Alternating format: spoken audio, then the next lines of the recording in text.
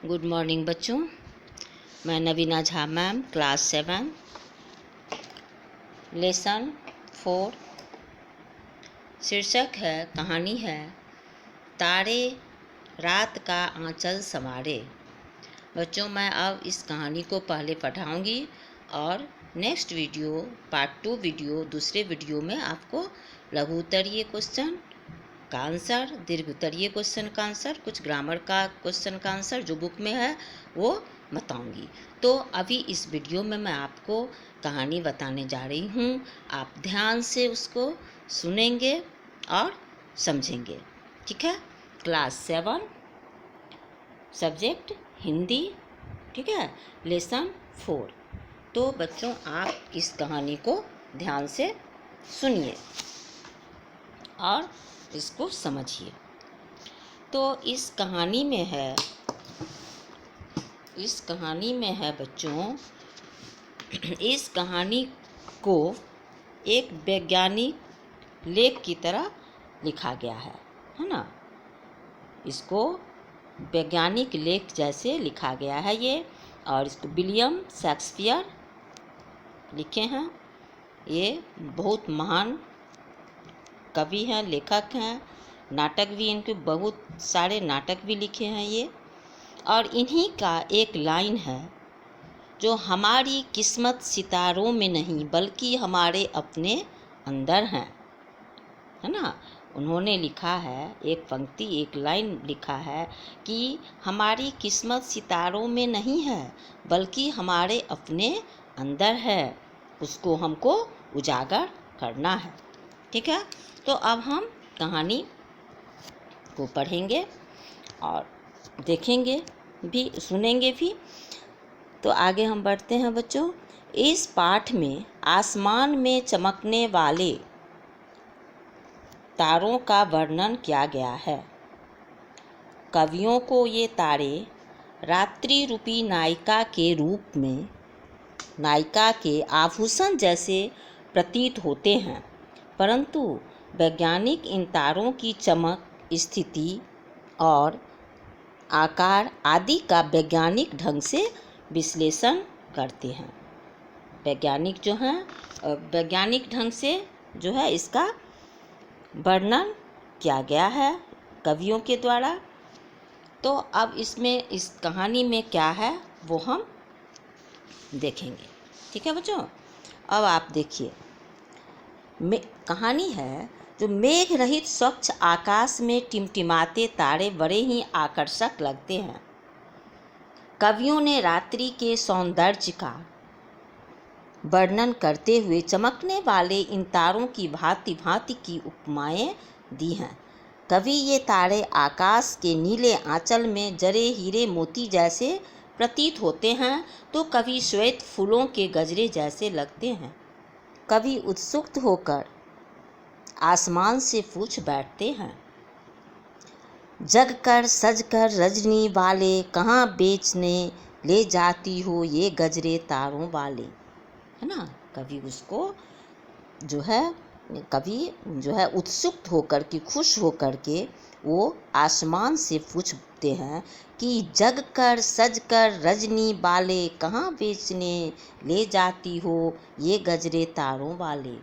मतलब ये हुआ, ये तारा जो है वो गजरों की तरह जो दिख रहा है सजा हुआ, उसको कहाँ बेचने के लिए ले जाते हो, ठीक है।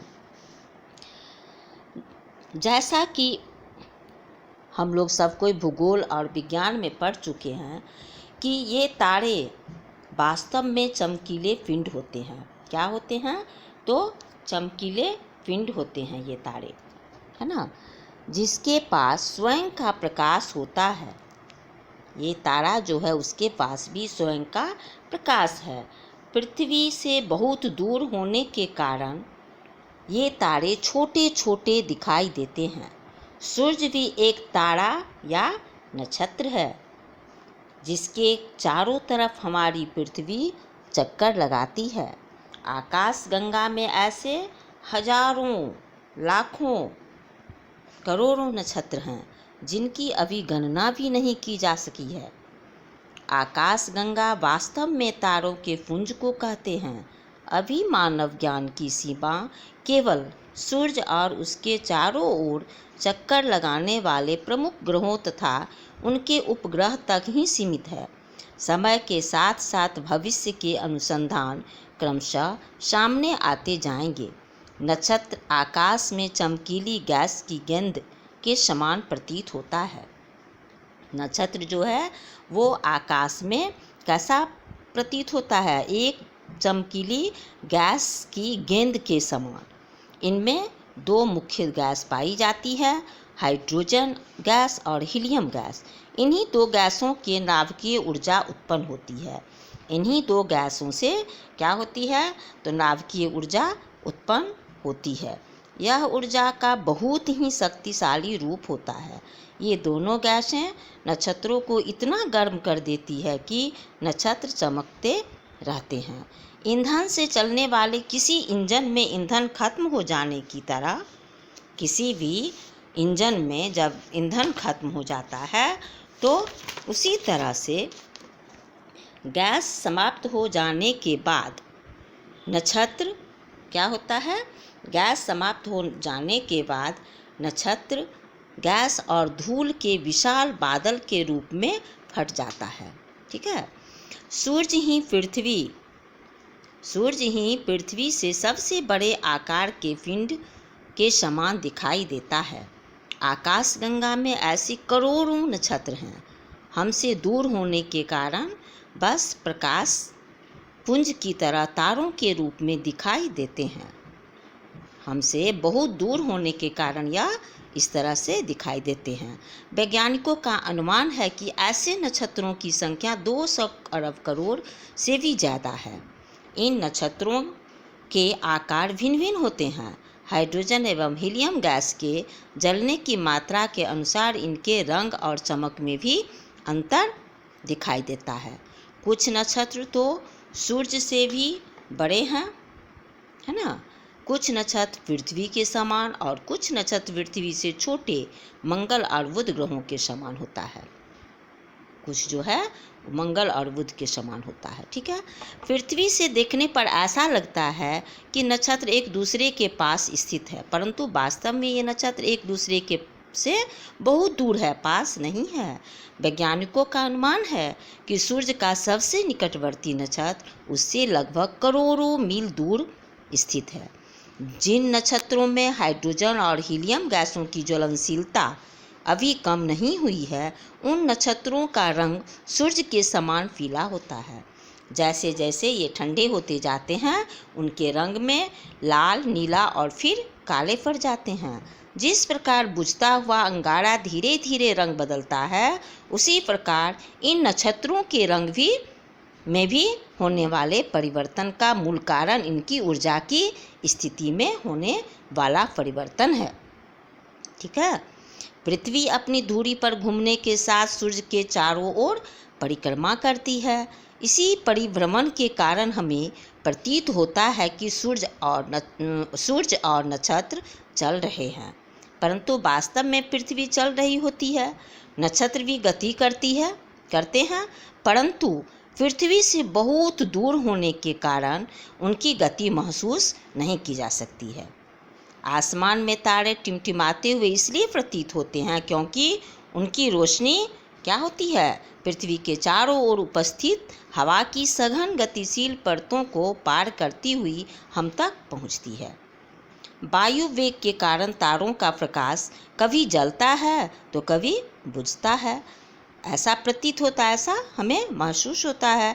दिन के समय ये तारे कहीं खोते नहीं हैं। दिन के समय जो है ये तारे कहीं खोते नहीं हैं, अपितु सूर्य के तीव्र प्रकाश में धुंधले पड़ जाते हैं। और ये सूर्य के प्रकाश के कारण क्या होता है? तो ये धुंधला पड़ जाता है।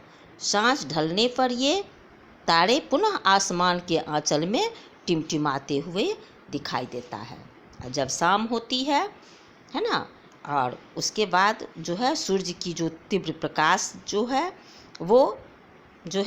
वो कम होता है, तब ये आसमान में हमें जो आसमान के आंचल में जैसे लगता है टिमटिमाते हुए यह दिखाई देता है। क्या चीज़? तारा। सौर ऊर्जा और खगोल विज्ञान का ज्ञान ज्यों-ज्यों बढ़ता जाएगा, विश्व मानवता के कल्याण हेतु अनगिनत प्रयास तेज होते जाएंगे, है ना। कवि का लेखक जो हैं उनका कहना है कि ज्यों-ज्यों ये खगोल विज्ञान का जो ज्ञान है वो ज्यों-ज्यों बढ़ता जाएगा, विश्व मानवता के कल्याण हेतु अनगिनत प्रयास तेज होते जाएंगे, है ना। ज्ञान बढ़ेगा और इसमें प्रयास जो किए जाएंगे उसकी गति जो है वो तेज होती जाएगी। तभी कवि जयशंकर प्रसाद जी की यह कल्पना साकार होगी। और कवि जयशंकर प्रसाद जी जो कल्पना किए थे वो उनका साकार होगा। उन्होंने 4 लाइन उनका इस लेख में उनका लिखा हुआ 4 लाइन कवि जयशंकर प्रसाद का लिखे हुए 4 लाइन जो है इसमें लेख में दिया गया है, वो देखिए, सुनिए। शक्ति के विद्युत कण जो व्यस्त, शक्ति के विद्युत कण जो व्यस्त, विकल बिखरे हैं हो निरुपाय, समन्वय उनका करे समस्त, विजयिनी मानवता हो जाए, है ना। ये 4 लाइन जो है जयशंकर प्रसाद जी का लिखा हुआ है, जो इस वैज्ञानिक लेख में कवि ने लिखे हैं, प्रस्तुत किए हैं। ठीक है, तो ये कहानी यहीं समाप्त होती है बच्चों। अब हम इस लेसन का आपको मौखिक क्वेश्चन बताने जा रही हूँ, आप ध्यान से सुनिएगा इसको। क्वेश्चन नंबर 1 में मौखिक है, कवियों को रात में चमकते सितारों कैसे लगते हैं? तो इसका आंसर होगा हीरे मोती जैसे। तारे छोटे छोटे क्यों दिखाई देते हैं? पृथ्वी से दूर होने के कारण। नक्षत्र आकाश में कैसे प्रतीत होते हैं? चमकीली गैसों की गेंद के समान प्रतीत होते हैं। दिन के समय तारे कहाँ खो जाते हैं? खोते नहीं हैं, ये सूर्य के तीव्र प्रकाश में धुंधले पड़ जाते हैं, इसलिए हमें ये दिखाई नहीं देते हैं। अब दूसरा क्वेश्चन में है, नीचे लिखे वाक्यांशों को ध्यानपूर्वक पढ़िए और दिए गए स्थान पर हाँ नहीं में उत्तर दीजिए। क्वेश्चन है बच्चों, आप अपने बुक में भरिएगा, आंसर हाँ और नहीं में देना है तारों के पास अपना प्रकाश नहीं होता है। तो लिखिएगा, तारों को अपना प्रकाश होता है, तो नहीं होता है, तो नहीं होता है। तारों के पास अपना प्रकाश होता है, इसलिए इसमें नहीं लिखाएगा। नहीं होता है सो नहीं होता है, तो हाँ और नहीं में उत्तर देना, इसलिए इसमें नहीं लिखाएगा। तारे चमकीले पिंड होते हैं, हाँ। हाइड्रोजन गैस से नाभिकीय ऊर्जा उत्पन्न होते हैं, हाइड्रोजन गैस से नाभिकीय ऊर्जा उत्पन्न होते हैं, हाँ। सूर्य पृथ्वी के निकट स्थित सबसे बड़ा नक्षत्र है, हाँ। पृथ्वी अपनी धुरी पर नहीं घूमती है, घूमती है, तो हाँ होगा। सभी नक्षत्रों के आकार एक जैसे होते हैं, नहीं। पृथ्वी से दूरी के कारण नक्षत्रों की गति महसूस नहीं होती है, हाँ होती है। पृथ्वी से दूरी के कारण नक्षत्रों की गति महसूस नहीं होती है, हाँ, इसके कारण ही गति महसूस नहीं होती है, तो हाँ। दिन के समय तारे खो जाते हैं, है जो दिन के समय तारे खो जाते हैं, नहीं। तारे टिमटिमाते हुए दिखाई देते हैं, हाँ। चांद भी एक तारा है, हाँ। तो इसका आंसर हाँ और नहीं में देना है। इसके बाद जो है वो लघु उत्तरीय क्वेश्चन होगा बच्चों, और उसके बाद दीर्घ उत्तरीय क्वेश्चन है, फिर एक ग्रामर का है, वो मैं दूसरे वीडियो में बताऊंगी। नेक्स्ट वीडियो जो आप देखिएगा इसके साथ ही है नेक्स्ट वीडियो, तो उसमें आप देखिएगा और अपने बुक में आंसर क्वेश्चन भी कॉपी में नोटबुक में वीडियो खोल करके लिखने की कोशिश ज़रूर कीजिएगा। और ये जो हम अभी बोले हैं वो आप लोग बुक में भर लीजिए। हाँ और नहीं में जो उत्तर है और मौखिक का भी आप उसको देख करके अपने कॉपी में अपने बुक में भरिए। और अभी इस वीडियो को मैं समाप्त करती हूँ। बच्चों, मेरा दूसरा वीडियो नेक्स्ट वीडियो में प्रश्न उत्तर है, वो आप देखिए और अपने नोटबुक में उसको लिखिए। धन्यवाद।